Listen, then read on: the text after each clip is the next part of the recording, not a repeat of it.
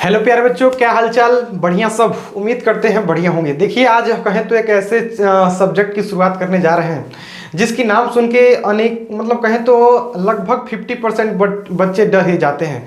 तो आपको बताएं तो यह जो सब्जेक्ट है यह तो सभी विद्यार्थियों को लगभग लगभग भारी लगता ही है, क्योंकि इसमें इतने सन हैं, इतने वर्ष हैं कि आपको नाम याद करते करते कहें तो आप भी बोर हो जाते हैं कई बार। तो सबसे पहले आपको बताएं तो हम लोग क्लास 10th हिस्ट्री कहें तो इतिहास की शुरुआत हम लोग कर रहे हैं। आज पहला दिन है हम लोग का इतिहास, और इसको हम लोग अलग अंदाज में पढ़ेंगे। सबसे पहले इसकी गजब की कुछ बातों को बता देते हैं। सबसे पहले आपको तो बता दें तो आपको इतिहास मान के नहीं ठान के पढ़ना पड़ेगा। इतिहास मान के नहीं ठान के पढ़ना पड़ता है जी, मान के नहीं ठान के। अगर आप इसको मान लेंगे, अगर आप इसको मान लेंगे तो भारी है भाई, मान लेंगे तो भारी। अगर इसको ठान लेंगे क्या करेंगे जी, अगर ठान लेंगे तो आसान हो जाता है, ठान लेंगे तो आसान हो जाता है। समझ में आ रहा है ना। अगर इतिहास को मान लिए तो भारी लगेगा, ठान लिए तो आसान हो जाता है। एक और गजब की बात बता दें क्या, अगर इतिहास की ओर आप 10 कदम चलेंगे तो वह आपकी ओर 100 कदम आता है, 100 कदम आपकी ओर आएगा। अगर आप 10 कदम भागेंगे, इतिहास का नाम सुनकर 10 कदम भागेंगे, 10 कदम पीछे हो जाएंगे तो आपसे 100 कदम वह पीछे हो जाएगा, इतिहास आपसे 100 कदम पीछे हो जाएगा। तो इतिहास को प्यारे बच्चों मान के नहीं ठान के पढ़ना है कि इतिहास हमसे बरियार नहीं है। इतिहास है, हम भी पढ़ेंगे, टॉपर बनेंगे। बहुत सारे बच्चे पढ़ पढ़ के टॉपर बन चुके हैं, तो हम काहे नहीं बनेंगे। हम भी इतिहास पढ़ेंगे, टॉपर बनेंगे। और आपको बताएं तो इतिहास हम लोग कुछ अलग अंदाज में पढ़ेंगे। हम लोग का अंदाज सबसे अलग रहेगा। हम इतिहास आप लोग को एकदम कहें तो आपको कुछ नहीं आता है, इतिहास को एकदम बेसिक लेवल शुरुआत करेंगे ताकि एकदम कहें तो छोटा बच्चा भी समझ जाए, 9th 8th 7 का बच्चा भी समझ जाए इतिहास को। तो इतिहास को हम लोग देखिए, एक टीचर का काम क्या होता है, एक टीचर का काम होता है कि जो बच्चों को समझ में आए उसको आसान बनाना, उसको आसान बनाना एक टीचर का काम होता है। तो हम अपना टीचर का फर्ज निभाते हुए एकदम जीरो लेवल से शुरुआत करेंगे ताकि कहें तो एकदम छोटा से छोटा बच्चा भी इतिहास समझ जाए और इतिहास का दीवाना हो जाए। अगर आप डेली इतिहास का वीडियो देख लेते हैं तो हम गारंटी के साथ कह सकते हैं कि आप इतिहास के दीवाना हो जाएंगे, इतिहास के दीवाना हो जाएंगे, इतिहास से आपको प्यार हो जाएगा। तो चलिए शुरुआत कर ही देते हैं, और हम यह मान के चलेंगे कि आपको इतिहास में कुछ नहीं आता है, आप एकदम जीरो लेवल से हम शुरुआत करेंगे, ठीक है ना। एकदम जीरो लेवल से शुरुआत होगा। और देखिए, सबसे पहले इतिहास, प्यारे बच्चों आपके मन में भी ख्याल आ रहा होगा कि सर आप इतिहास की शुरुआत कर रहे हैं, तो सबसे पहले आप बताइए ना कि इतिहास है क्या। इतिहास मतलब क्या लिए हम लोग पढ़े, किस लिए हम लोग पढ़े जी, आखिर इतिहास के फायदे क्या हैं, सिलेबस में इतिहास क्यों दिया गया। तो इतिहास के बारे में कुछ गजब की जानकारी पहले जान लेते हैं, उसके बाद हम लोग तो सालों साल पढ़ना ही है, सिलेबस तो पढ़ेंगे ही, लेकिन शुरुआत तो हो रहा है तो कुछ जानकारी के साथ होना चाहिए प्यारे बच्चों। इतिहास के कुछ गजब की जानकारी के साथ शुरुआत होना चाहिए। सबसे पहले इतिहास देखिए, तो पहले नॉर्मल बता दें तो आपने जब 8 क्लास में आप होंगे तो आपने पढ़ा होगा सर इति का मतलब बीती, हास का मतलब कहानी, यानी बीती हुई कहानी को पढ़ना इतिहास कहलाता है। आप 6 7 8 से यही पढ़ते आ रहे हैं, 6 से 7 में 8 में आपको यही पढ़ाया गया होगा कि इति मतलब बीती, इति मतलब प्यारे बच्चों बीती, हास मतलब कहानी। तो बीती का बीती, इति बीती, हास मतलब कहानी, कहानी यानी बीती हुई कहानी, बीती हुई कहानी का अध्ययन करना इतिहास कहलाता है। आप 6 7 8 में यही पढ़े होंगे, कोई बात नहीं, सही पढ़े हैं आप लोग, सही पढ़े हैं। यानी पुरानी जानकारी को इकट्ठा करना, पुरानी चीज़ों के बारे में जानना इतिहास के अंतर्गत आता है, इतिहास के अंतर्गत आता है, ठीक है ना। चलिए कुछ गजब की जानकारी आपको देते हैं। सबसे पहला देखिए, कह रहा है कि तथ्यों और प्रमाणों के आधार पर इतिहासकारों के द्वारा बीती हुई घटना को फिर से उजागर करना ही इतिहास कहलाता है। देखिए, आपने तो परिभाषा याद किया कि इति मतलब बीती, हास मतलब कहानी, बीती हुई बातों को पढ़ना इतिहास। लेकिन प्यारे बच्चों आप 10th क्लास में आ चुके हैं अब आप क्लास 10th में हैं, क्लास 10th में आप आ चुके हैं जी, तो क्लास 10th में थोड़ा स्टैंडर्ड टाइप का बनना पड़ता है, थोड़ा एकदम झाड़ झूर के स्टैंडर्ड रहिए और स्टैंडर्ड परिभाषा याद करिए। तो देखिए ये वाला जो डिफिनीशन है काफ़ी आसान भाषा में और एकदम परफेक्ट है, एकदम परफेक्ट, सबसे परफेक्ट यही इतिहास का परिभाषा सबसे परफेक्ट है।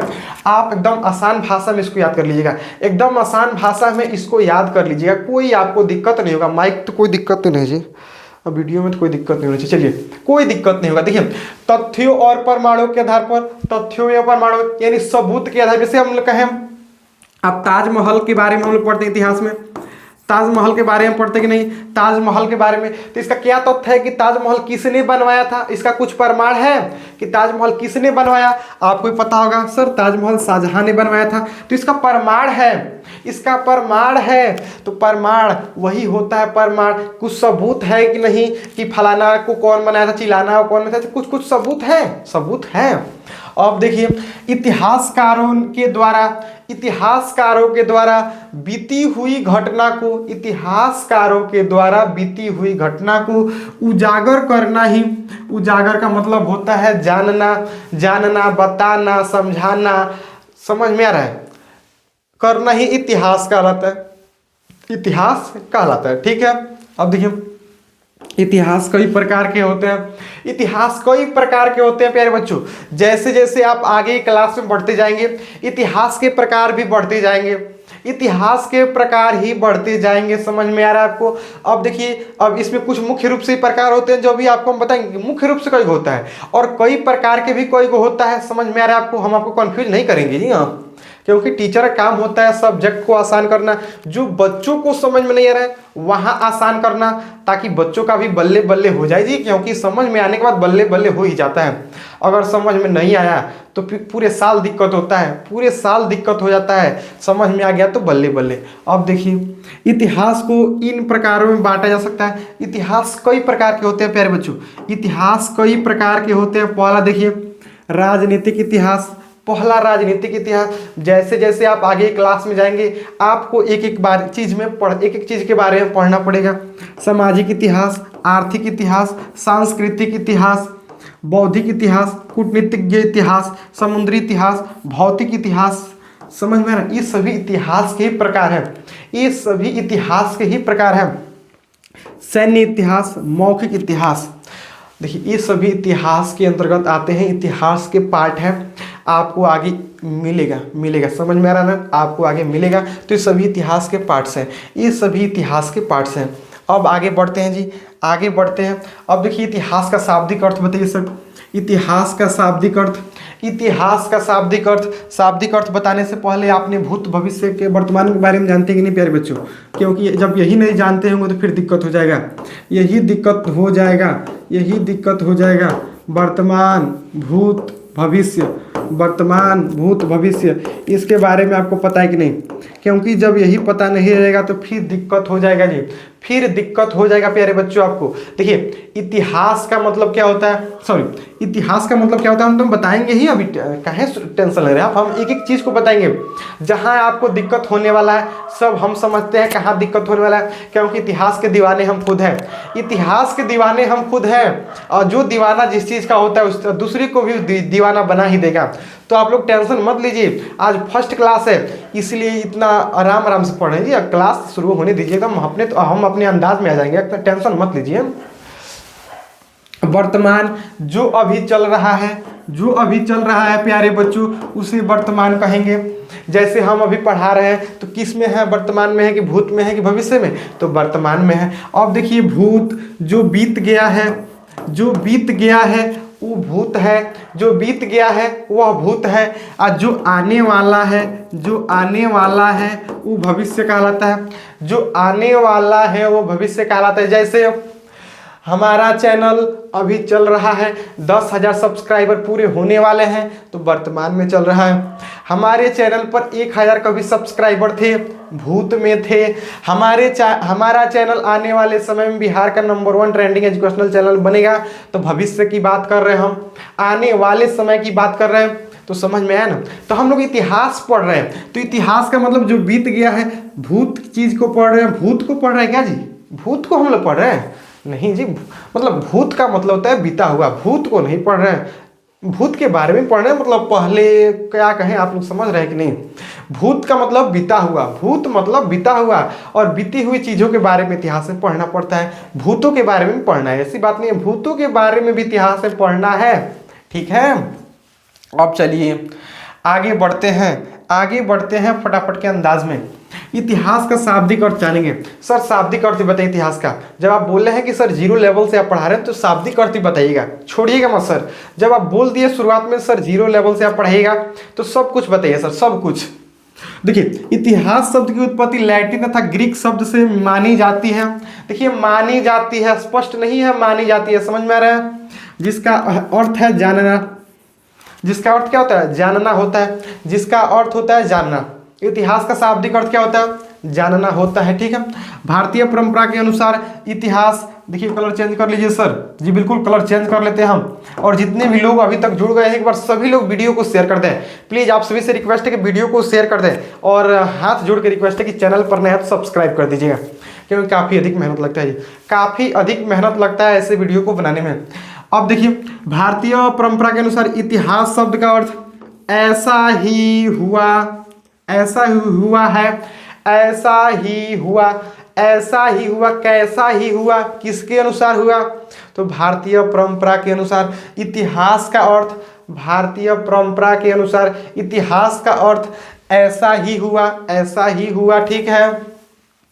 इस शब्द का अर्थ द्वारा, इस शाब्दिक अर्थ द्वारा इस शाब्दिक को घबरा जाता है, घबरा जा रहा है, कोई बात नहीं। देखिए घबराने का वजह है, टाइम बताएं क्या आपको, घबराने का वजह देखिए अभी रात के 1:06 हो रहे हैं प्यारे बच्चों, तो घबरा ही जाता है, एक दो वर्ड घबरा जा रहे हैं, कोई बात नहीं। एक साथ हो गया, एक साथ हो गया। हम 8 मार्च को शुरू किए थे वीडियो बनाना, 9 मार्च हो गया प्यारे बच्चों, 9 मार्च हो गया।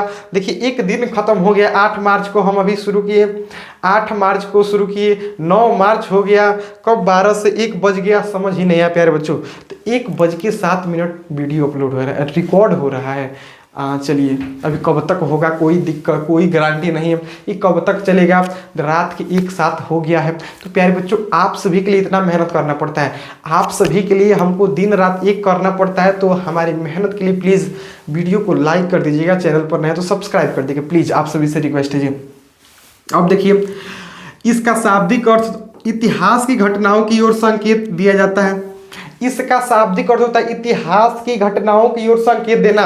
इतिहास की घटना या अतीत भी कह सकते हैं। आपने अतीत से वर्तमान पढ़ा होगा प्यारे बच्चों, क्लास 8 में। इतिहास ना पढ़ के आपके बुक का नाम होगा अतीत से वर्तमान, यानी बीती हुई बातों से जो अभी चल रहा है, जो बात बीत गई, अतीत का मतलब बीती हुई बात, वर्तमान का मतलब चल रहा है। अब देखिए इसका शाब्दिक अर्थ अतीत की घटनाओं की ओर, अतीत की घटनाओं की ओर संकेत, यानी बीती हुई बातों की ओर संकेत करना होता है इतिहास का शाब्दिक अर्थ, समझ में आ रहा है ना। इतिहास शब्द के अतिरिक्त हमारे देश में तबारिक शब्द और प्रचलित है। तबारिक, तबारिक, तबारिक, तबारिक, मुबारक, चलिए तबारिक, तबारिक शब्द कौन शब्द प्यारे बच्चों, तबारिक, तबारिक, वर्ड याद रखिएगा तबारिक। कोई पूछ दे तो बता दीजिएगा कि इतिहास शब्द के अतिरिक्त हमारे देश में, इतिहास के अतिरिक्त, इतिहास का मान लीजिए इतिहास कहने का हमको मन नहीं कर रहा, इतिहास हम नहीं कहेंगे तो तबारिक कहिए। क्या कहिए कि आज अपने कोचिंग में जाके ट्राई करिए सर हमको आज तबारिक पढ़ाइए, तबारिक इतिहास का ही मतलब तबारिक होता है जी। इतिहास शब्द के अतिरिक्त हमारे देश में तबारिक शब्द और प्रचलित है, तबारिक, तबारिक। चलिए आगे बढ़ते हैं सर।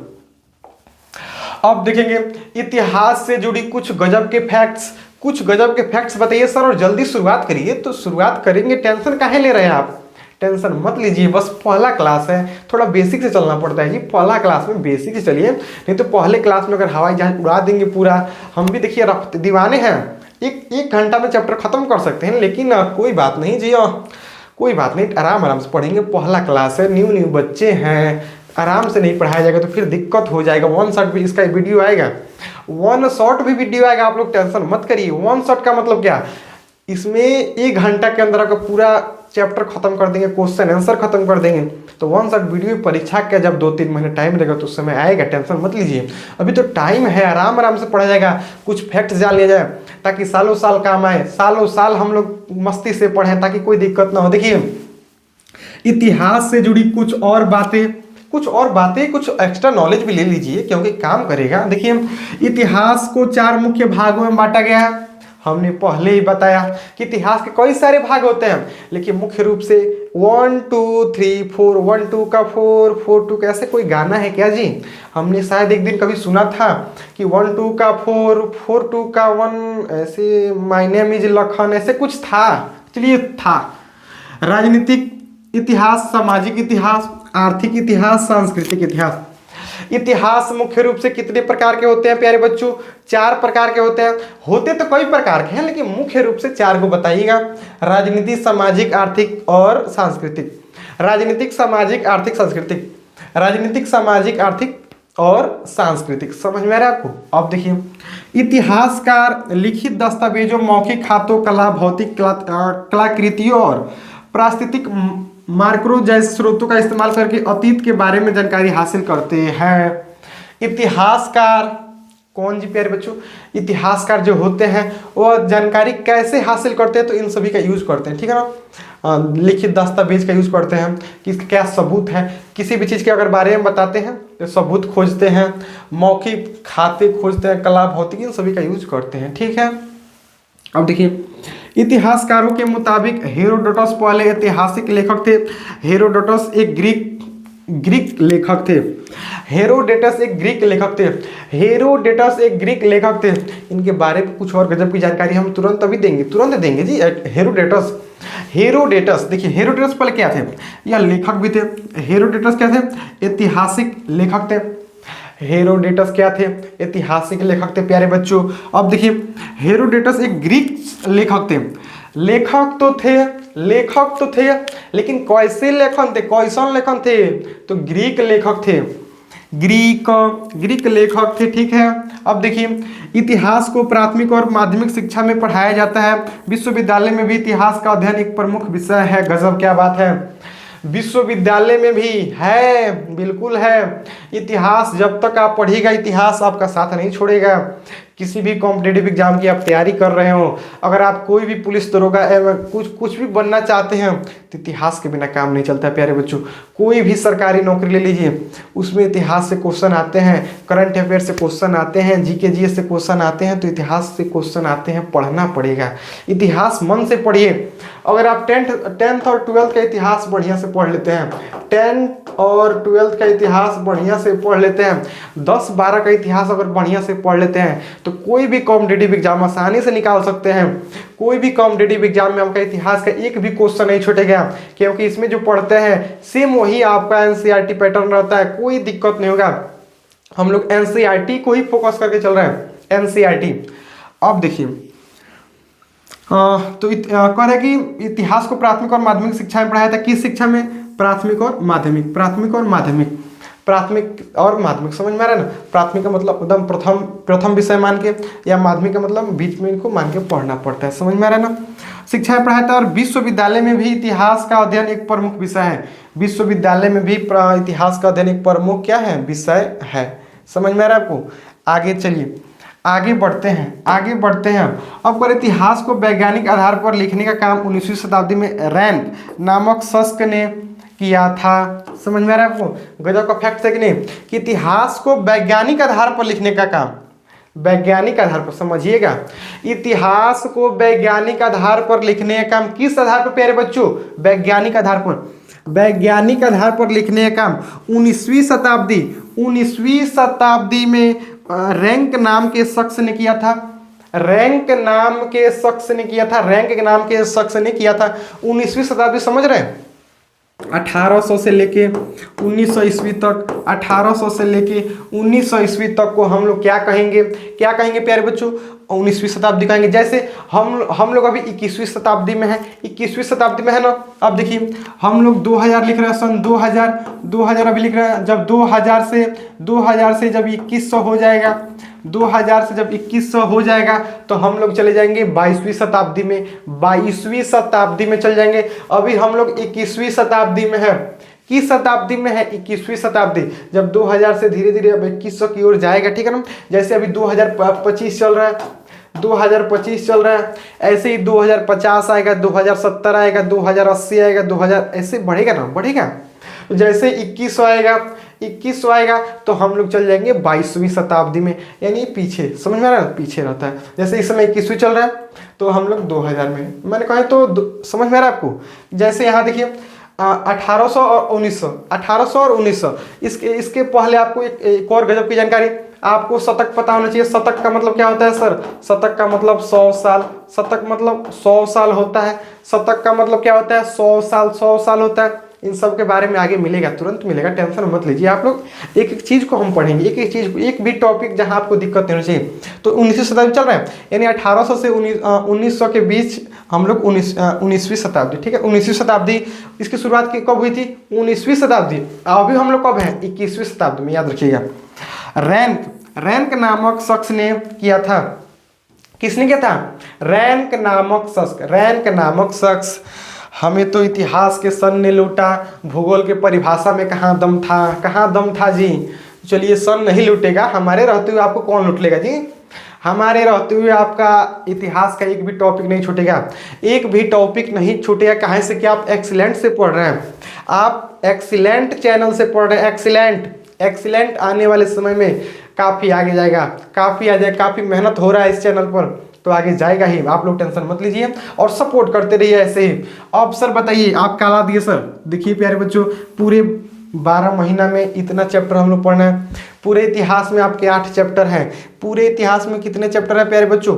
8 गो पाठ पढ़ना है, समझ में आ रहा है? 8 गो। तो सर देखिए कौन कौन पाठ है तो बताइए फटाफट। देखिए यूरोप में राष्ट्रवाद, पहला चैप्टर हमको पढ़ना पड़ेगा, यूरोप में राष्ट्रवाद। दूसरा है समाजवाद एवं साम्यवाद। तीसरा है हिंद चीन में राष्ट्रवादी आंदोलन, भारत में राष्ट्रवाद। अगला है भारत में राष्ट्रवाद। अगला है अर्थव्यवस्था और आजीविका के बारे में पढ़ना है। शहरीकरण और शहरी जीवन, समझ में आ रहा है? शहरीकरण के बारे में पढ़ना है, शहरी जीवन के बारे में पढ़ना है, व्यापार के बारे में पढ़ेंगे, भूमंडलीकरण के बारे में पढ़ना है चैप्टर 7 में, प्रेस के बारे में पढ़ेंगे, संस्कृति और राष्ट्रवाद के बारे में पढ़ेंगे। समझ में आ रहा है? इसमें भी राष्ट्रवाद है, यहाँ भी राष्ट्रवाद है, यानी राष्ट्रवाद से शुरू, राष्ट्रवाद पर खत्म। देखिए तो यही पढ़ना है, आराम से पढ़ेंगे, एक भी वर्ड नहीं छूटेगा आपका, ठीक है। तो सर आज पहला का शुरुआत करिए कि नहीं? तो करेंगे, पहला का शुरुआत अब कर रहे हैं। यूरोप में राष्ट्रवाद की शुरुआत हम लोग जा रहे हैं, कर रहे हैं। अब हम लोग शुरू करेंगे यूरोप में राष्ट्रवाद की शुरुआत हम लोग करने जा रहे हैं। यूरोप में राष्ट्रवाद।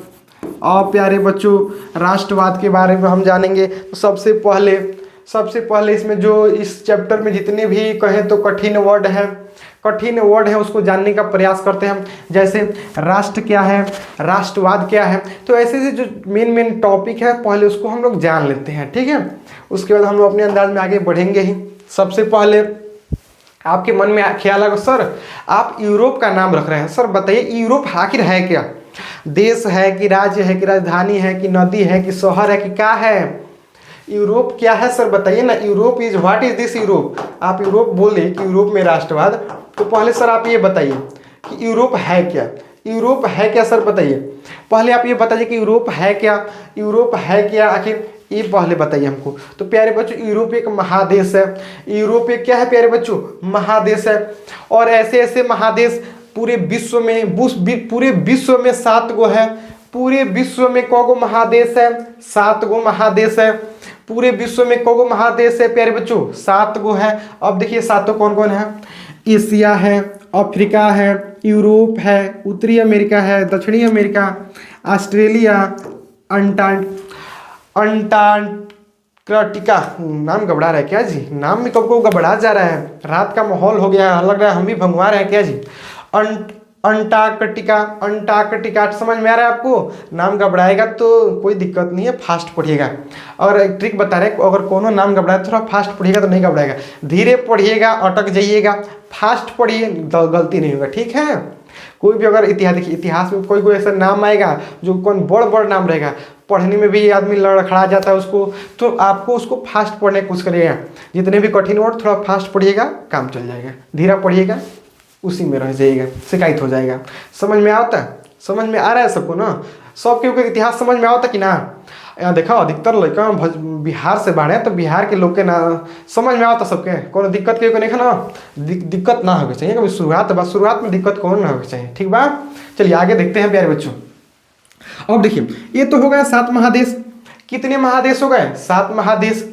अब देखिए इसमें देखिए अब हम लोग किस महादेश में आएंगे? आपके मन में ख्याल आएगा सर बताइए ना कि हम लोग आखिर किस महादेश में हैं? आखिर इस 7 में से हम लोग कौन में हैं? तो सर बता दें आपको कि हम लोग एशिया महादेश में हैं।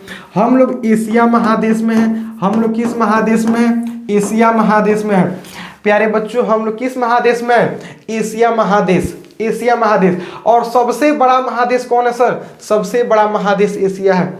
सबसे बड़ा महादेश कौन सा है? एशिया महादेश। सबसे बड़ा महादेश कौन सा है? एशिया महादेश। और सबसे छोटा ऑस्ट्रेलिया, सबसे छोटा ऑस्ट्रेलिया, सबसे छोटा ऑस्ट्रेलिया। अब बताइए सर, अब देश भी देख लीजिए, देश भी देख लीजिए और मजा आ जाएगा। देश भी एशिया में को देश 48 गो, अफ्रीका में 54 गो, यूरोप में 44 गो, उत्तरी अमेरिका में 23 गो, दक्षिणी अमेरिका में 12 गो, ऑस्ट्रेलिया में 14 गो। ऑस्ट्रेलिया के एक और नाम ओशिनिया, ओशिनिया। कभी कभी परीक्षा में क्वेश्चन में घुमा देता है, ऑस्ट्रेलिया ना दे के ओशिनिया दे देगा, तो नाम याद रखिएगा। ऑस्ट्रेलिया चाहे ओशिनिया, ओशिनिया, कोई दिक्कत नहीं। अंटार्कटिका, अंटार्कटिका, ठीक है। कई अस्थायी निवासी देश नहीं है, केवल अनुसंधान स्टेशन है। इसमें कोनो देश नहीं है, कोनो देश निर्धारित नहीं है, जीरो कह सकते हैं, जीरो। इसमें कोनो देश अभी तक निर्धारित नहीं किया गया। समझ में आ रहा है? समझ में आ रहा है आपको? अब देखिए ये तो हो गए विश्व के कुल 7 महादेश, महाद्वीप, महादेश कहिए, महाद्वीप कहिए। समझ में आ रहा है? कोई दिक्कत नहीं है, महादेश महाद्वीप एक ही होता है। अब देश भी देख लिए कौन में कौन है। हम लोग किस में है प्यारे बच्चों? एशिया में है। एशिया सबसे बड़ा, ऑस्ट्रेलिया सबसे छोटा, यही है। आगे बढ़िए सर, आगे बढ़ते हैं। चलिए इसमें कोई दिक्कत आपको स्क्रीनशॉट भी लेते जाइएगा ताकि कोई दिक्कत ना हो आपको। स्क्रीनशॉट आप अगर आपको इसको पीडीएफ चाहिए प्यारे बच्चों, आपके मन में ख्याल होगा सर इसका पीडीएफ मिल जाता तो और मजा आता सर पढ़ने में। तो पीडीएफ के लिए छोटा सा काम 7546850203 850203 850203 पर हेलो लिख के भेजिए और लिख दीजिएगा सर हम इस क्लास से हैं और आपके व्हाट्सएप ग्रुप में ज्वाइन होना चाहते हैं। जोड़ दीजिए तो हम जोड़ देंगे, क्या दिक्कत है। व्हाट्सएप ग्रुप में जुड़ जाइए, आपको हर एक चीज़ का पीडीएफ मिल जाएगा, टेंशन मत लीजिए। चलिए आगे बढ़ते हैं। अब हमने बोला शुरुआत में कि यूरोप में हम लोग राष्ट्रवाद पढ़ रहे हैं, तो हम यूरोप के बारे में जान लिए। यूरोप के बारे में जान लिए ना कि यूरोप क्या है? तो महादेश है। यूरोप क्या है? महादेश है। इसमें कितने देश है? इसमें कितने देश है आप कमेंट में बताना आपको कि यूरोप महादेश में कुल कितने देश है। कमेंट में धकाधक छाप दीजिए, देखते हैं कितने बच्चे सही सही छाप पाते हैं। आपको कमेंट में यूरोप में कितने देश है फटाफट के अंदाज में एकदम छाप दीजिए, कमेंट बॉक्स में छाप दीजिए आप लोग। देखिए राष्ट्रवाद का मतलब है किसी देश के प्रति प्रेम और एकता की भावना। राष्ट्रवाद का मतलब क्या होता है? किसी देश के प्रति प्रेम और एकता की भावना, प्रेम और एकता की भावना। मान लीजिए इंडिया, इंडिया है, ठीक, पाकिस्तान है, दोनों देशों के बीच कुछ कुछ हो रहा है, कुछ कुछ क्या मैच हो रहा है। मान लीजिए मैच क्रिकेट हो रहा है, क्रिकेट हो रहा है। अगर मान लीजिए India is win, India is win और दिस इज द कहे तो हार गया, यानी पाकिस्तान क्या हो गया? हार गया। पाकिस्तान क्या हो गया? हार गया। इंडिया क्या हो गया? जीत गया। इंडिया क्या हो गया? जीत गया। तो हमें खुशी होगा कि नहीं? हमें खुशी होगा जब इंडिया, देखिए इंडिया जीतेगा, इंडिया जीतेगा, इंडिया जीतेगा तो हम हमारे अंदर खुशी होगा, वाह क्या बात है इंडिया जीत गया, वाह जोरदार ताली एक बार, इंडिया जीत गया। तो हम जीत गया क्यों बोल रहे हैं? क्यों बोल रहे हैं? हमें अफसोस काहे नहीं हो रहा है कि पाकिस्तान हार गया? हम क्यों नहीं बोल रहे ओ माय गॉड ओह हार गया देश, मजा नहीं आया। ऐसा क्यों नहीं बोल रहे? कि इंडिया से हमें प्रेम है, इंडिया से प्रेम है बच्चों। तो राष्ट्रवाद का मतलब क्या होता है? प्रेम करना। राष्ट्रवाद का मतलब क्या होता है? प्रेम करना, देश से प्रेम करना। तो किसी देश के प्रति प्रेम और एकता की भावना, किसी देश के प्रति प्रेम रखना ही राष्ट्रवाद है। कोनो देश के प्रति प्रेम रखो, राष्ट्रवाद है। जैसे हम अपने देश का झंडा कभी नहीं गिरने देंगे, कभी नहीं झुकने देंगे, कभी नहीं झुकने देंगे। सर कटा लेंगे लेकिन सर नहीं झुकाएंगे, सर कटा लेंगे लेकिन सर नहीं झुकाएंगे देश के लिए। देश के लिए सर नहीं झुकाएंगे, देश के लिए सर झुकाएंगे लेकिन दुश्मनों के लिए नहीं झुकाएंगे जी। दुश्मन के लिए क्या झुकाएंगे? हाँ, देश के लिए सर झुका सकते हैं, देश के लिए जाहिर सी बात झुकाएंगे, लेकिन सर नहीं कटाएंगे दुश्मनों के सामने। समझ में आ रहा है आपको? बस तो समझिए राष्ट्रवाद का मतलब क्या होता है प्यारे बच्चों। राष्ट्रवाद का माने होला देश के प्रति प्रेम। अब देखिए सर इसका डिफिनेशन कैसे देंगे, तो ये भी लिखिए चलेगा, ठीक है ना। अब देखिए परिभाषा थोड़ा स्टैंडर्ड देना होगा, तो स्टैंडर्ड आपके लाए हैं, टेंशन मत लीजिए। हर एक वो मटेरियल लाए हैं जहां आपको दिक्कत होगा, ठीक है ना। यह एक ऐसी भावना है जो दुनिया के हर देश के लोगों में पाई जाती है। दुनिया में सब ऐसा देश है जहाँ के लोग को अपने देश से प्रेम है। कुछ कुछ अपवाद भी होते हैं, कौन लोग अपवाद भी होते हैं जो अपने अपने देशवा उनका लोग के जहर लागेला। ऐसा होला, बहुत सारे घर में भी लोग होले कि अपने घरवा अच्छा ना लगेला, तो वहीं का देशों में लोग होता है जी कि अपना देश अच्छा नहीं लगता, खुद का देश उनको अच्छा नहीं लगता है, तो कुछ कुछ लोग अपवाद में मिलेंगे, ठीक है। अब ये एक ऐसी भावना दुनिया के हर देश के लोगों में पाई जाती है। राष्ट्रवाद की वजह से लोग अपने देश के प्रति गहरी भावना रखते हैं। राष्ट्रवाद की वजह से लोग अपने देश के प्रति गहरी भावना, गहरी का मतलब सच्चे दिल से उसको अपने देश को मानते हैं। राष्ट्रवाद किसी देश के लोगों की एक सज्जा पहचान देता है, सज्जा पहचान देता है, सज्जा करता है, पहचान देता है। अब देखिए कह रहे कि राजा राम मोहन राय को भारतीय राष्ट्रवाद का जनक माना जाता है। क्या बात है, क्या बात है बच्चों, इतनी गजब की जानकारी आपको मिल गई कि भारतीय राष्ट्रवाद का जनक राजा राम मोहन। ऐसे कोई गाना गाए थे, गाना अभी हमको याद नहीं आ रहा है, गाते तो सुना देते जी कि राम राम कहिए, कुछ कुछ गाना है हम भूल गए हैं, कोई बात नहीं प्यारे बच्चों। राजा राम मोहन राय, राजा राम मोहन राय को भारतीय राष्ट्रवाद का जनक कहा जाता है।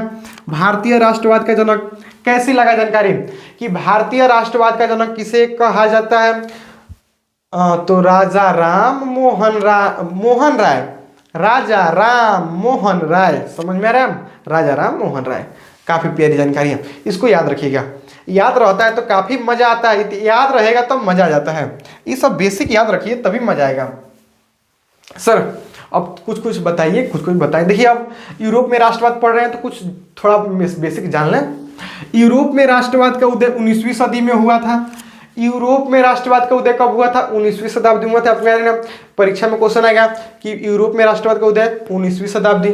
राष्ट्रवाद का उदय फ्रांसीसी क्रांति से प्रेरित हुआ था। राष्ट्रवाद का उदय किस क्रांति से पूछेगा प्यारे बच्चों, किस क्रांति से? तो आपको बताना है फ्रांसीसी क्रांति। देखिए हम लोग यूरोप में राष्ट्रवाद पढ़ रहे हैं, हमने यूरोप के बारे में जान लिया, राष्ट्रवाद के बारे में जान लिया, अब यूरोप में राष्ट्रवाद के बारे में जानेंगे। पूरा गोल मिला के हमने तोड़ तोड़ के पढ़ा, अब जोड़ जोड़ के पढ़ेंगे। यूरोप को अलग पढ़ा, राष्ट्रवाद को अलग पढ़ा, अब दोनों को जोड़ेंगे, दोनों को जोड़ के पढ़ रहे हैं। अब देखिए तो यूरोप में राष्ट्रवाद का उदय फ्रांसीसी क्रांति से प्रेरित हुआ। किस क्रांति से प्यारे बच्चों? फ्रांसीसी मारिएगा। फ्रांसीसी क्रांति ने समानता, स्वतंत्रता और बंधुत्व के विचार को जन्म दिया था। फ्रांसीसी क्रांति ने किसको जन्म दिया था प्यारे बच्चों? समानता को, स्वतंत्रता को, बंधुत्व को जन्म दिया था। 1830 और 1848 की क्रांतियों ने राष्ट्रीयता की भावना को और बढ़ाया। परीक्षा में क्वेश्चन आएगा कि 1830 और 1848 की क्रांतियों ने किसकी भावना को बढ़ाया? तो राष्ट्रीयता की भावना को बढ़ाया, राष्ट्रीयता की भावना को बढ़ाया। समझ में आ रहा है? जर्मनी और इटली का एकीकरण हुआ। एकीकरण किसका हुआ? जर्मनी और इटली का एकीकरण। जर्मनी इटली का एकीकरण पढ़ना है, विस्तार से पढ़ेंगे, टेंशन मत लीजिए। अब कुछ जान लें क्या बेसिक, और जैसे राष्ट्र के बारे में नहीं बताया, अब कुछ जो मेन और टॉपिक आने वाले उसके बारे में जानते हैं। राष्ट्र के बारे में आपको जानना पड़ेगा कि राष्ट्र होता क्या। देखिए राष्ट्र अर्नेस्ट रेनन के अनुसार समान भाषा में नस्ल धर्म से बने क्षेत्र को राष्ट्र कहते हैं। समान भाषा नस्ल धर्म से बने क्षेत्र को राष्ट्र कहते हैं। राष्ट्र का मतलब देश होता है, राष्ट्र मतलब कहे तो देश होता है। अब देखिए तो भारत राष्ट्र है कि नहीं? भारत राष्ट्र है। कैसे आपके मन में ख्याल है सर भारत राष्ट्र है? देखिए तो समान भाषा होना चाहिए, नस्ल भी समान होना चाहिए। लेकिन प्यारे बच्चों भारत में तो कोई धर्म के लोग हैं, हिंदू हैं जी, हिंदू हैं, मुस्लिम हैं, सिख हैं, ईसाई हैं, ऐसे धर्म है ना, तमाम धर्म है। अब हम कहें कि भारत को हिंदू राष्ट्र बनाना है, भारत को कौन सा राष्ट्र? हिंदू राष्ट्र बनाना है। तो देखिए हिंदू राष्ट्र कैसे बनेगा? फिर इसमें मुस्लिम जी हैं और इस सब कोई है। तो राष्ट्र बनाने के लिए एक धर्म होना चाहिए, समान धर्म होना चाहिए, समान भाषा होना चाहिए, नस्ल भी समान होना चाहिए। समझ में आ रहा है? तो भारत राष्ट्र नहीं है। भारत कहें तो इसमें सब जातियों के लोग हैं, भारत में हर एक जाति के लोग हैं, सभी जातियों के लोग हैं। तो भारत मिलजुल के रहता है, इसमें कोई दिक्कत नहीं है। कहीं कहीं कभी कभी गलती से आतंक कर देते हैं लोग, झगड़ा कर लेते हैं, तो ऐसा नहीं करना चाहिए। आप भी जहाँ रहते हैं प्यारे बच्चों झगड़ा वगड़ा मत करिएगा, कोशिश करिए कि राय से मिलजुल के रहे, तभी हम लोग अखंड भारत, अखंड भारत, अखंड का मतलब सुनते हैं जिसका खंड टुकड़ा ना हो सके। अखंड कब बनाएंगे हम लोग? अखंड भारत का निर्माण कब करेंगे? जब मिलजुल के रहेंगे। अगर नहीं मिले जुले आपस में है झगड़ा करेंगे हिंदू मुस्लिम सिख ईसाई, तो खंड भारत बन जाएगा, खंड भारत। लेकिन हम लोग को बनाना है अखंड भारत। अखंड का मतलब जो न टूटे, खंड का मतलब जो टूट जाए। तो अखंड भारत बनाने के लिए मिलजुल के रहना पड़ेगा।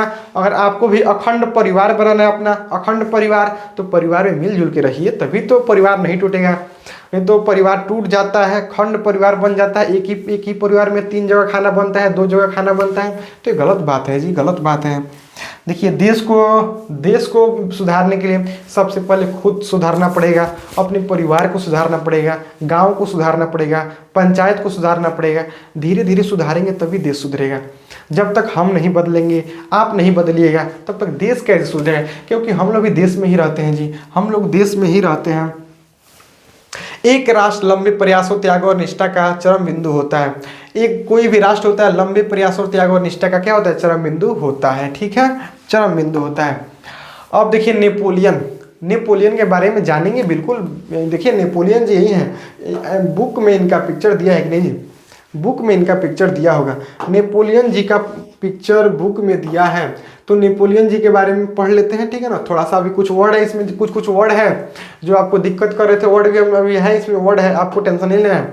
हम एक एक चीज़ बताएंगे आपको, कोई वर्ड नहीं छूट सकता आपको। देखिए नेपोलियन के बारे में बेसिक जान लेते हैं, ठीक है ना। नेपोलियन कौन था आपके मन में? अभी तो नेपोलियन बाद में जानते तो अच्छा था, लेकिन आ गया तो जान लेते हैं, ठीक है ना। अभी इसके पहले कुछ कुछ कठिन वर्ड थे जिसके बारे में जान लेते तो और बेहतर रहता, लेकिन नेपोलियन भाई पहले ही आ गए। नेपोलियन जी पहले आ गए क्या जी? कोई बात नहीं, आ गए तो बता देते हैं बच्चों को। नेपोलियन का जन्म 15 अगस्त 1769 में। नेपोलियन का जन्म 15 अगस्त को हुआ था। क्या बात है जी, 15 अगस्त को हो गया था। अब 15 अगस्त हम लोग मनाते भी हैं, क्या बात है। इस जब उनका आएगा तो बर्थडे बोल दीजिएगा, हैप्पी बर्थडे इनको बोल दीजिएगा, हैप्पी बर्थडे। नेपोलियन को 15 अगस्त के दिन कभी गलती से बोल दीजिएगा, हुआ था। नेपोलियन एक महान सम्राट था जिसने अपने व्यक्तित्व या कार्यों से पूरे यूरोप के इतिहास को प्रभावित किया। पूरे यूरोप के इतिहास को प्रभावित कर दिया था। कौन जी? नेपोलियन अपनी योग्यता के बल पर 24 वर्ष की आयु में ही सेनापति बन गया। इसको याद रखिएगा कि नेपोलियन सेनापति कब बना सर? आपको बताना सर, 24 वर्ष की उम्र में सेनापति बन गया। नेपोलियन अपने योग्यता के आधार पर 24 वर्ष की आयु में उसने कई युद्धों में फ्रांसीसी सेना को जीत दिलाई। कोई युद्ध किया और फ्रांसीसी सेना को जीत दिला दिया, ठीक है। अपार लोकप्रियता हासिल कर ली, फिर उसने पीछे मुड़कर नहीं देखा और फ्रांस का शासक बन गया।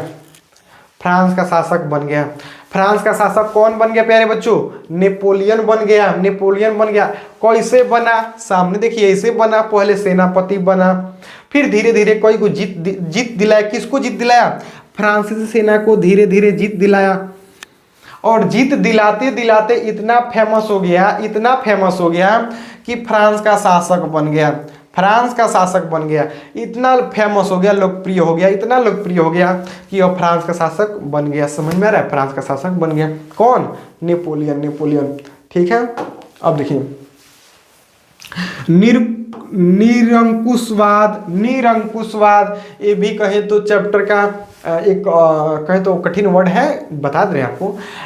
एक ऐसी सरकार या शासन व्यवस्था जिसकी सत्ता पर किसी प्रकार का कोई अंकुश न होता है उसे निरंकुशवाद कहेंगे। उसे क्या कहेंगे? निरंकुशवाद। निरंकुशवाद, इस पर कोई अंकुश नहीं होता है, कोई अंकुश नहीं होता है, उसे ही निरंकुशवाद कहेंगे। जिस पर कौनो अंकुश ना हो उसे ही निरंकुशवाद कहेंगे। अब देखिए इससे जुड़ी कोई कुछ चीजें और थी, कुछ चीजें और थी, ठीक है। एक बार हम वीडियो को चेक कर ले, कोई दिक्कत तो नहीं ना है वीडियो में जी? कोई दिक्कत तो नहीं होना चाहिए।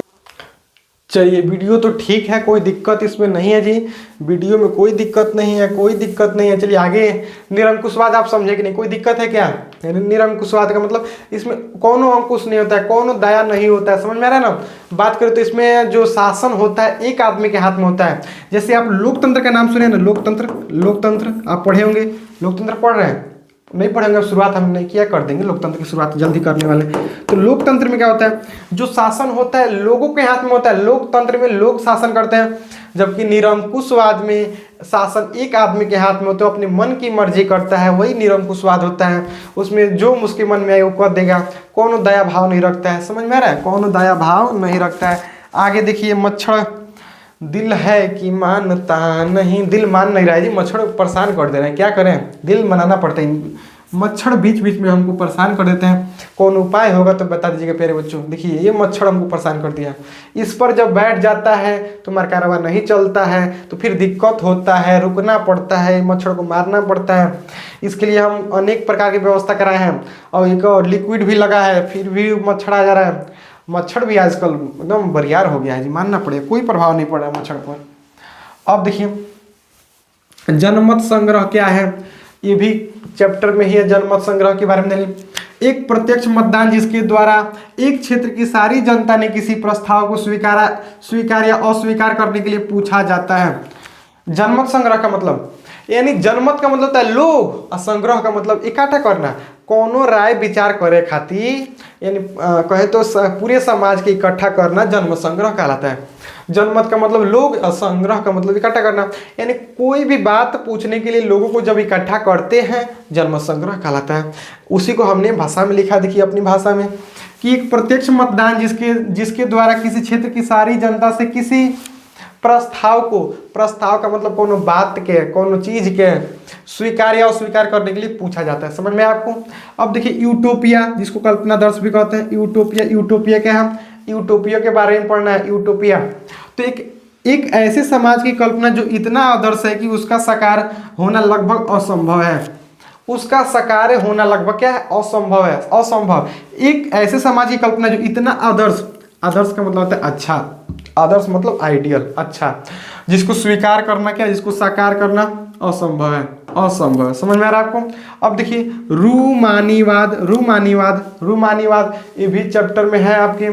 तो एक ऐसा सांस्कृतिक आंदोलन जो एक खास तरह की राष्ट्रीयता भावना की तरफ विकास करना चाहता था, विकास करना चाहता था। समझ में आ रहा है? विकास कर, एक ऐसी सांस्कृतिक आंदोलन, एक ऐसी सांस्कृतिक आंदोलन, ठीक है ना, जो एक खास तरह की राष्ट्रीयता भावना को विकास करना चाहता था। समझ में आ रहा है आपको?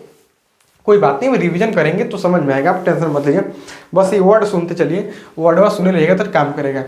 अब देखिए जनकर्स, जनकर्स क्या है सर? जनकर्स तो प्रसा की एक सामाजिक श्रेणी का नाम जिसमें बड़े बड़े जमींदार शामिल थे।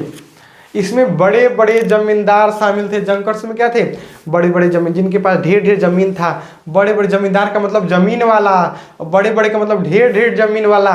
तो बड़े बड़े जो प्रसा की एक सामाजिक श्रेणी का नाम है, इस सामाजिक एक श्रेणी का नाम है, श्रेणी का नाम है जनकर्स, जिसमें बड़े बड़े जमींदार लोग रहते हैं, ठीक है ना, बड़े बड़े जमींदार लोग। आगे देखें राष्ट्रवाद के उदय का कारण, यानी यूरोप में जब राष्ट्रवाद हुआ उसके उदय कारण क्या था, उसके कहें तो उभरने का कारण क्या था? पहला, निरंकुश शासन व्यवस्था, यानी एक आदमी का शासन, जौना पे केहू के अंकुश ना हो के निरंकुश के बारे में हमने बताया कि नहीं, शुरुआत में बता दिया निरंकुश, ठीक है।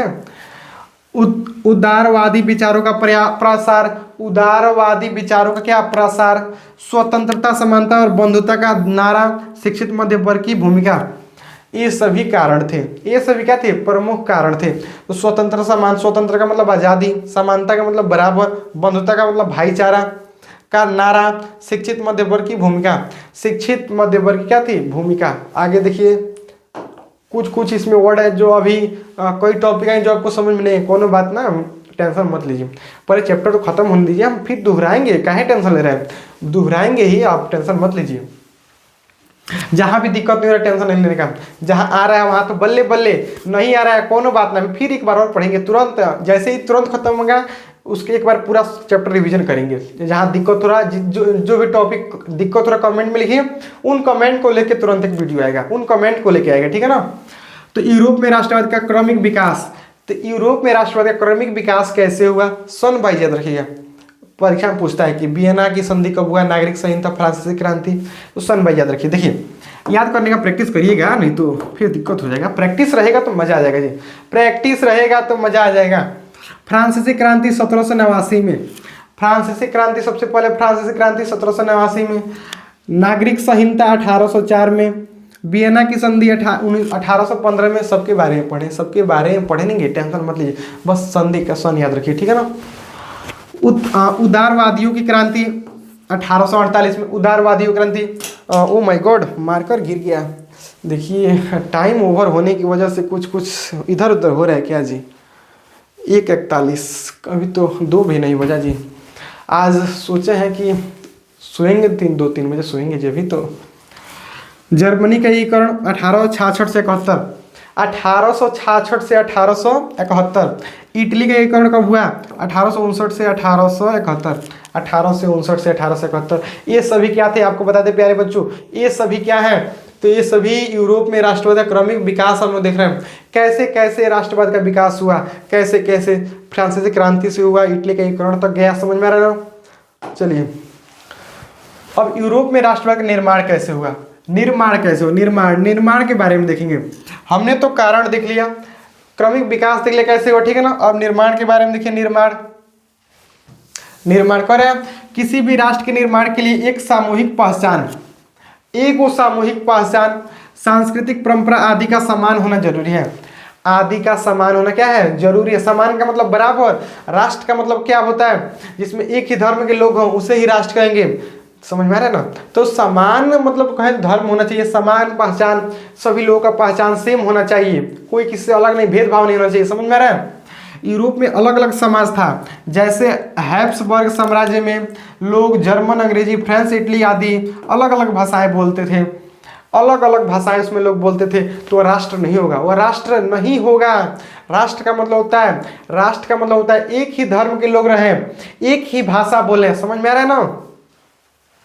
तो कह रहे कि हैब्सबर्ग साम्राज्य में लोग जर्मन, अंग्रेजी, फ्रेंच, इटली आदि के अलग भाषाएं बोलते हैं, तो यह राष्ट्र नहीं था, ठीक है ना। अलग अलग जब भाषा था, राष्ट्र नहीं होगा, समझ में आ रहा है आपको। यूरोपीय समाज की संरचना, यूरोपीय समाज की संरचना के बारे में जान लेते हैं। अभी कितने हैं प्यारे बच्चों, कितना पढ़ना है हम लोग को, अभी कितना पढ़ना है, अभी तो कोई ज़्यादा तो नहीं है जी, थोड़ा सा है, पढ़ लेते हैं बस, ज़्यादा नहीं है, कुछ और है। अब हमें भी कुछ होने लगा है, कुछ होने लगा है, क्या होने लगा है समझ सकते हैं आप, रात तो काफ़ी हो गया है। 19वीं शताब्दी के पहले यूरोपियन समाज असमान रूप से 2 भागों में विभाजित था। कितने भागों में प्यारे बच्चों, 2 भागों में। पहला उच्च वर्ग, दूसरा निम्न वर्ग, पहला उच्च वर्ग, दूसरा निम्न वर्ग। उच्च वर्ग को कुलीन वर्ग, निम्न वर्ग को कृषक वर्ग। याद रखिएगा कि प्यारे बच्चों, उच्च वर्ग को कुलीन वर्ग, निम्न वर्ग को कृषक वर्ग। समझ में आ रहा है सबको, कोई दिक्कत? उच्च वर्ग कुलीन, निम्न वर्ग कृषक, याद रखिएगा। आगे बढ़िए सर जी, आगे देखिए। उच्च वर्ग जो कुलीन वर्ग था उसकी कुछ विशेषता बताइए ना सर, कि उच्च वर्ग क्या था, इसके क्या उच्च वर्ग का माने कौन चीज बताइए, बता रहे हैं। पहला कम जनसंख्या कैसन था जी, कम था, जनसंख्या क्या था, कम था, ठीक है। उच्च वर्ग में जनसंख्या कम था, ठीक है। उच्च वर्ग था वर्चस्व जमाने वाले, इसमें वर्चस्व जमाने वाले लोग थे, तो बड़े बड़े पैसे वाले लोग थे, ठीक है। जमींदार यानी ढेर सारे खेतों के मालिक, इसमें जमींदार थे जो खेतों के मालिक थे वह थे। सभी अधिकार दिए जाते थे, इसमें सब अधिकार था, कौन सा अधिकार था जो न मिलता हो इसमें, कैसे किसका उच्च वर्ग है कुलीन वर्ग, उच्च वर्ग को कुलीन वर्ग कहते हैं। कुलीन वर्ग में कौन कौन थे, जनसंख्या कम था, जमींदार ढेर थे, सब अधिकार मिलता था, समझ में आ रहा है आपको। अब है निम्न वर्ग, जिसको कृषक वर्ग भी हमने बताया। निम्न वर्ग चाहे कृषक वर्ग, देखिए ढेर लोग थे, ढेर लोग थे, अधिक जनसंख्या थी, निम्न निम्न वर्ग जमीनहीन यानी या तो जमीन न थी या किराए पर रहते थे। और इमे वैसा लोग थे कि इमे जी निम्न वर्ग में जिनका लगे जमीनों ना रहत रहला, एकदम कहे तो जमीनहीन, हीन का मतलब गरीब, जमीन से गरीब थे वह लोग। जमीन नहीं था और जमीन था भी तो किराए का जमीन था, जमीन था भी तो किराए का जमीन था। वैसे ही लोग निम्न वर्ग में थे, कृषक वर्ग में थे। समझ में आ रहा है आपको? उच्च वर्ग की बात करें, उच्च वर्ग में कौन कौन थे? उच्च वर्ग चाहे कुलीन वर्ग में जिनके पास ढेर जमीन था, जिन जो बड़े बड़े जमीनों के मालिक थे, वैसे लोग थे। किसी प्रकार के अधिकार न दिए जाते थे। अब देखा इनमें अधिकारों नहीं मिलता था। क्या क्या है जी? कौन अधिकार भी नहीं मिलता था इसमें। यानी यूटोपियन समाज असमान रूप से विभाजित था। जो यूटोपियन समाज था यह असमान रूप से, समान का मतलब बराबर और असमान का मतलब बराबर ना, तो असमान रूप से विभाजित था। परीक्षा में पूछ देगा कि यूटोपियन समाज किस रूप से विभाजित था। असमान मारिएगा, असमान का है कहे से कि दो वर्ग में हो गया था, निम्न वर्ग उच्च वर्ग। 19वीं सदी के बाद एक नया वर्ग जुड़ गया, वह था नया मध्य वर्ग। एक और ही जुड़ा मध्य वर्ग, एक और जुड़ा 19वीं शताब्दी के बाद। 19वीं सदी के बाद एक नया वर्ग जुड़ गया, वह था कौन? नया मध्य वर्ग। नया मध्य वर्ग, ठीक है, नया मध्य वर्ग था। चलिए नया मध्य वर्ग। अब नया मध्य वर्ग क्या था सर बताइए थोड़ा। तो नया मध्य वर्ग अब कहाँ से आ गया बता दीजिए। बता रहे हैं देखिए ना, नया मध्य वर्ग आपका, हम बोले हैं ना कि एक एक टॉपिक नहीं छूटेगा, एक टॉपिक नहीं छूट सकता है हमारे रहते। आपके धनंजय सर के रहते कुछ भी नहीं छूटेगा जी। कहे से कि हम भी इतिहास के दीवाने, कोई बार बता चुके, हम भी खुद दीवाने हैं। और दीवाने लोग दीवाने कैसे कैसे भूल सकते हैं, छोड़ सकते हैं। इसमें सभी पढ़े लिखे लोग थे, जैसे शिक्षक, डॉक्टर, उद्योगपति, व्यापारी आदि। इस मध्य वर्ग में सब पढ़ल लिखल लोग रहते, ठीक है ना। पढ़ल लिखल जैसे शिक्षक, डॉक्टर, उद्योगपति, व्यापारी आदि पढ़े लिखे होने के कारण नाते उनके एक सम्मान कानून मांग यानी उदारवादी राष्ट्रवाद उनकी एक मांग यानी उदारवादी राष्ट्र। उनका मांग क्या था? उदारवादी राष्ट्रवाद। परीक्षा में क्वेश्चन पूछ देगा कि उदारवादी राष्ट्रवाद किस वर्ग का मांग था? मध्यम की निम्न की उच्च की कुलीन? तो मारना है मध्यम। नया मध्यम वर्ग का मांग क्या था प्यारे बच्चों? उदारवादी राष्ट्रवाद। नया मध्यम वर्ग का जो मांग क्या था? उदारवादी राष्ट्रवाद। सर अब उदारवादी राष्ट्र के बारे में बताते तो मजा आता। सर बताइए, देखिए बताते हैं। उदारवादी राष्ट्रवाद आ गया ना, उदारवादी राष्ट्रवाद एकदम क्रमिक रूप से सजाया गया है। तो देखिए अब यहाँ से लंबा वीडियो को नहीं करेंगे, अब थोड़ा क्या कहें, ऊर्जा खत्म हो गया। अब ऊर्जा खत्म हो गया जी। अब यहाँ से कल देख लेंगे, ठीक है ना। अब यहाँ से हम लोग कल देखेंगे उदारवादी राष्ट्रवाद से हम लोग कल पढ़ेंगे। अब कल पढ़ेंगे। आज का क्लास कैसा लगा? आज का क्लास आपको कैसा लगा कमेंट बताइएगा प्लीज। आप सभी से रिक्वेस्ट है, क्लास कैसा लगा कमेंट बताना सबको कि आज का क्लास कैसा लगा। कोई दिक्कत हुआ कि नहीं? कोई आज की क्लास में कोई दिक्कत हुआ कि नहीं? जिस भी टॉपिक पर दिक्कत हो रहा है, जो भी टॉपिक आपको इसमें समझ में नहीं आया, जो भी शब्द आपको समझ में नहीं आया, कमेंट में लिखिए। आप उसको कमेंट में छापिए, जैसे छापेंगे तुरंत आंसर मिलेगा। हम आंसर कमेंट पढ़ते हैं, ऐसा बात नहीं कमेंट नहीं पढ़ते हैं, कमेंट पढ़ते हैं। तो उम्मीद करते हैं वीडियो आपको पसंद आया होगा। वीडियो को लंबा नहीं करेंगे। अब आपसे हम विदा लेंगे जी, आपसे हम विदा लेंगे। सभी लोग से रिक्वेस्ट है कि प्लीज़ सभी लोग सपोर्ट करें, वीडियो को शेयर करें। चलिए आज के लिए इतना ही, और ऐसे ही मिलेंगे तुरंत न्यू वीडियो में। तब तक के लिए बाय।